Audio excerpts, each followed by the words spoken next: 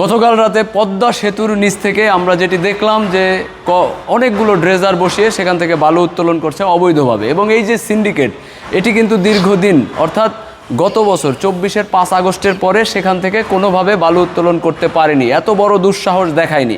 কিন্তু আমরা ইদানিং সময় দেখছি, গতকালকে আমরা কয়েকটি মিডিয়াতেও দেখছি, এইগুলো আসলে কারা করে, যারাই করুক প্রত্যেককে আইনের আওতায় আসতে হবে এবং সেখান থেকে বালু উত্তোলন বন্ধ করতে হবে। এবং এলাকাবাসীর প্রতি অনুরোধ থাকবে পদ্মা সেতুর এবং আমাদের যে ক্যান্টনমেন্ট রয়েছে সেটি রক্ষার্থে হলেও আমাদের সেখান থেকে অবৈধ বালু উত্তোলনকারীদের বিরুদ্ধে প্রতিরোধ গড়ে তুলতে হবে।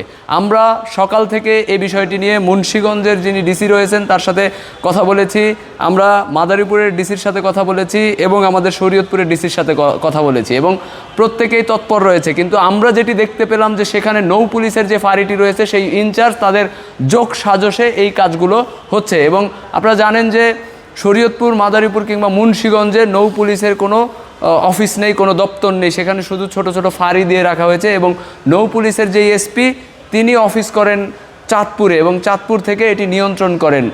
নদীতে যদি একটা কাক উড়ে তারপরও সেই সিন্ডিকেট এবং এসপিরা জানে, তাহলে এই যে বাল্কহেড ভরে ভরে বালু নিয়ে যাচ্ছে পদ্মা নদী থেকে, সেগুলো তারা কেন দেখছে না এবং এর বিরুদ্ধে কেন অ্যাকশন নিচ্ছে না, আমাদের এটি প্রশ্ন। এবং আমরা যদি এলাকাবাসীর সহায়তা নেয়ার চেষ্টা করি তাহলে কিন্তু সেইখানে ভয়াবহ রকম কোনো কিছু ঘটে যেতে পারে। এজন্য আমরা প্রশাসনকে জানিয়েছি, প্রশাসনের মাধ্যমে যেন দ্রুত এই যে বালু খেকো যারা রয়েছে এদের বিরুদ্ধে ব্যবস্থা নেওয়া হয় এবং যেন ওই যে আমাদের পদ্মা সেতু যেটি রয়েছে, আমাদের ক্যান্টনমেন্ট যেটি রয়েছে, আমাদের এলাকা যেটি রয়েছে যেখানে অসংখ্য মানুষের বাড়িঘর রয়েছে, কৃষি জমি রয়েছে, সেই ব্যাপারে যেন প্রশাসন পদক্ষেপ নেয়।